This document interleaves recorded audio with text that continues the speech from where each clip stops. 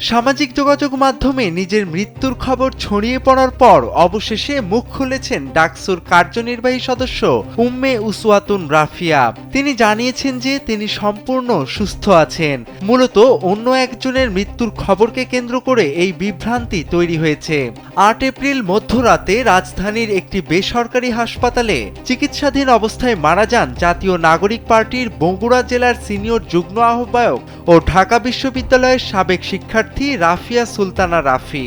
কিন্তু নামের মিল থাকায় ডাকসু সদস্য উম্মে উসওয়াতুন রাফিয়ার ছবি ব্যবহার করে ফেসবুকে মৃত্যুর দাবি ছড়িয়ে দেয়া হয়।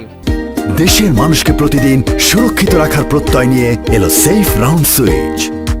এমনকি একটি মূলধারার গণমাধ্যমের লোগো ব্যবহার করে ভুয়া ফটোকার্ডও তৈরি করা হয়েছে। বিভ্রান্তি দূর করতে উম্মে উসওয়াতুন রাফিয়া নিজেই ফেসবুক পোস্টে জানান যে তিনি সুস্থ আছেন এবং অনেকেই তাকে রাফিয়া সুলতানা রাফির সঙ্গে গুলিয়ে ফেলছেন।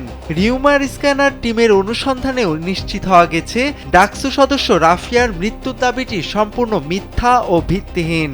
মূলত ডিজিটাল কারসাজির মাধ্যমে লোগো জাল করে এই অপপ্রচার চালানো হয়েছে।